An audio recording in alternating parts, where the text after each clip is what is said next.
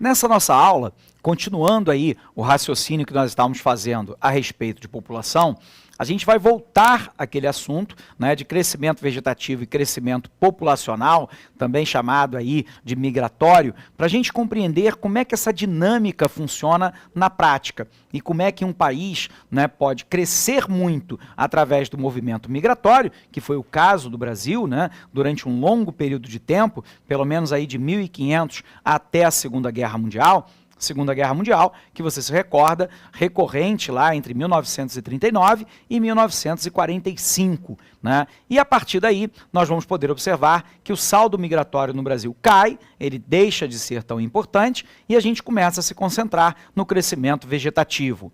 A pergunta-chave é: por que é que durante um longo período de tempo o saldo migratório foi importante? Porque o Brasil era uma colônia de exploração de Portugal de 1500 até 1822.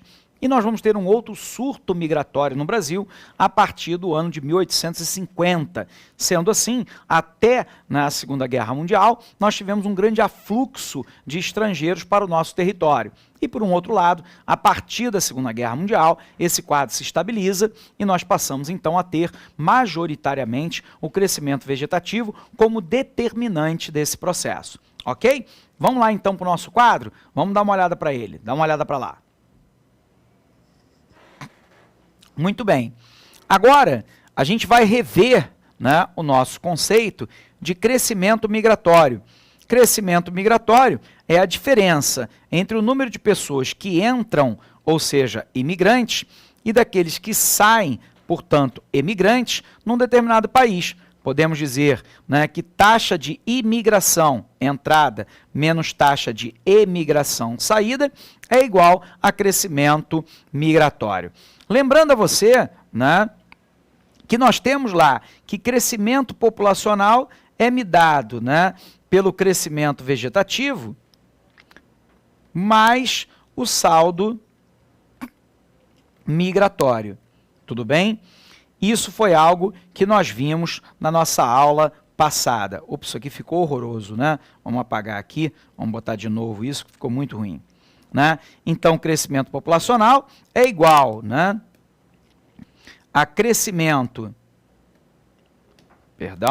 vamos voltar aqui, é igual a crescimento vegetativo mais o saldo migratório. Tranquilo? Bom, se nós já aprendemos isso aqui, então podemos avançar ainda um pouco mais. Né? E assim, a gente havia dito, né, na nossa aula passada, aquilo que leva a uma queda, né, da taxa de natalidade e também do crescimento populacional como um todo.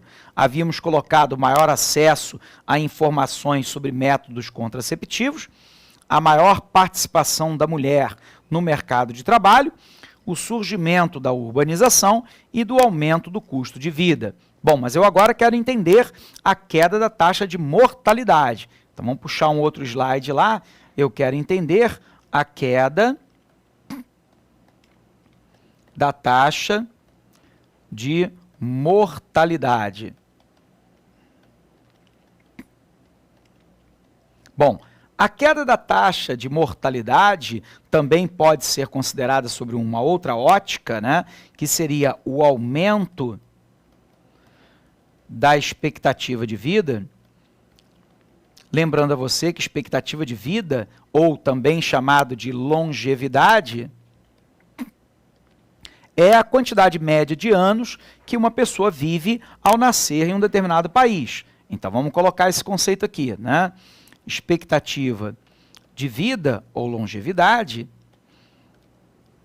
é a quantidade média de anos que uma pessoa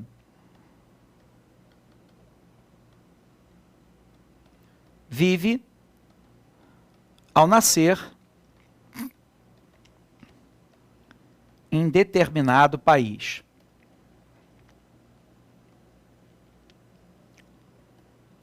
Bom, daí nós temos uma consideração aqui a fazer de maneira fundamental. Quais são os fatores, né, que promovem lá a queda da taxa de mortalidade. O primeiro, né, são os avanços, corrigindo, os avanços da medicina. Hoje, nós temos tratamento e cura, muitas vezes, para uma série de doenças que no passado nós não tínhamos. E isso permite uma expectativa de vida maior. Depois eu tenho o surgimento, vamos corrigir aqui, o surgimento de novos fármacos. Lembrando a você que os fármacos são os medicamentos de uma forma geral, né? E sendo assim, nós podemos aí ter o tratamento ou a cura de determinadas doenças, mas eu tenho a redução da insegurança alimentar. Insegurança alimentar, que é, na verdade, quando as pessoas sofrem, né, de uma fome que pode ser uma fome episódica. E o que é uma fome episódica? É aquela que atinge a pessoa por um curto espaço de tempo. Exemplo, no caso de desemprego, ou ainda no caso, né, de uma seca que se abata sobre um determinado local. Mas eu tenho também a chamada fome crônica, que é aquela onde as pessoas são privadas rotineiramente de uma quantidade mínima de calorias para garantir a sua vida. A FAO, né, que é o Fundo das Nações Unidas para a Alimentação e Agricultura, nos diz que nós temos uma redução muito significativa nos últimos 20 anos da insegurança alimentar no mundo, ou seja, menos pessoas têm sofrido, sobretudo, da chamada fome crônica, embora essa fome crônica ainda permaneça alarmante, sobretudo na África. Tudo bem? Bom, então eu sei do porquê da queda da taxa de mortalidade, né? Eu sei o avanço da medicina, a redução, o surgimento de novos fármacos, a redução da insegurança alimentar, puxando um outro quadro, né? Nós temos também o aumento daquilo que genericamente nós chamamos de qualidade de vida. Bom, a tua pergunta então é, Alex, o que é uma qualidade de vida, né? É quando eu tenho acesso, por exemplo, a saneamento básico, saúde, vamos colocar mais um aqui, educação, emprego, moradia, renda, enfim, nós temos um conjunto de fatores que são determinantes, eu só coloquei alguns aqui, para aquilo que nós chamamos de qualidade de vida. E nos últimos anos, nós temos aí aumentado a qualidade de vida, né, de uma maneira geral. As pessoas às vezes dizem, mas a qualidade de vida não está piorando nos grandes centros urbanos? É verdade, nos grandes centros urbanos. Mas quando nós comparamos essa qualidade de vida, que é o acesso a saneamento básico, saúde, educação, emprego, moradia e renda, ela ainda apresenta índices ou indicadores de uma forma geral muito melhores do que aqueles que nós encontrávamos lá no passado. Resultado, a nossa qualidade de vida aumentou em vez de diminuir. Bom, algumas pessoas poderiam então pensar o seguinte, né? Por que é que a taxa de natalidade continua ou é alta na adolescência?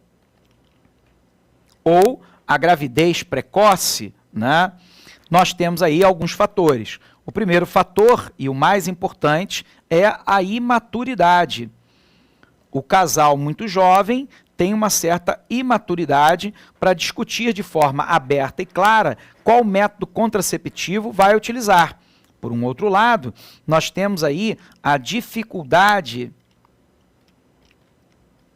muitas vezes, de acesso a métodos contraceptivos. E aí você pergunta, professor, mas isso não é uma realidade? Não é uma realidade, talvez, nos grandes centros. Mas é uma realidade, por exemplo, para a população que mora na área rural de muitas regiões do Brasil ou na área amazônica. Depois, além disso, você tem o desconhecimento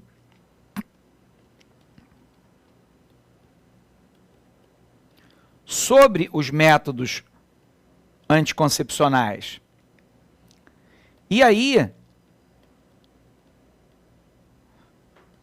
nós formamos uma tríade que conspira para que um número cada vez maior de adolescentes tenham filhos, né? Ou seja, o elemento mais importante, e aqui de fato é o que as pesquisas mostram, né? Que o fato da pessoa ser imatura, somada à dificuldade muitas vezes de acesso a um método contraceptivo adequado e o o desconhecimento, né, sobre os métodos anticoncepcionais, cria uma situação de taxa de natalidade considerada elevada na adolescência, ok? O que eu quero te lembrar de maneira muito clara, vamos puxar um outro quadro aqui, é que quando nós pegamos o mundo como um todo, nós temos aí uma queda da taxa de natalidade e uma elevação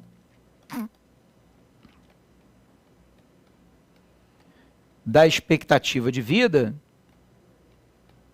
em praticamente todo mundo. Há exceção? Claro que sim, né? A exceção seria lá a África. Sobretudo, a parte da África que nós chamamos de África subsaariana, que é a África que fica abaixo do Saara. Essa área que inclui países, por exemplo, como a Somália, a Etiópia, Eritreia, só para falar em alguns, apresenta lá uma taxa, né, de natalidade e de mortalidade extremamente elevadas. Tudo bem? Tranquilo assim? Bom, dá uma olhada para cá. Com isso, nós demos aí uma outra avançada, né, na nossa disciplina, tentando entender agora como é que essa dinâmica, né, funciona no mundo. Nós já vimos que a taxa de natalidade cai pelo uso de métodos contraceptivos, pela urbanização, pela entrada da mulher no mercado de trabalho, pela melhoria da saúde e da educação, mas nós temos também uma queda da taxa de mortalidade, dados os avanços da medicina, ao surgimento, né, de novos fármacos e ao processo de diminuição da insegurança alimentar. Esses são os elementos chaves que vão ajudar a gente a raciocinar como que a dinâmica demográfica funciona no mundo atual. E sendo assim, as Américas, Europa, né, Ásia e Oceania têm mostrado, em muitos países, a maioria, uma queda da taxa de natalidade e mortalidade, o que não vem ocorrendo com a mesma incidência nos países africanos, sobretudo da África subsaariana. Ok? Grande abraço para você, a gente vai se encontrar lá na nossa próxima aula.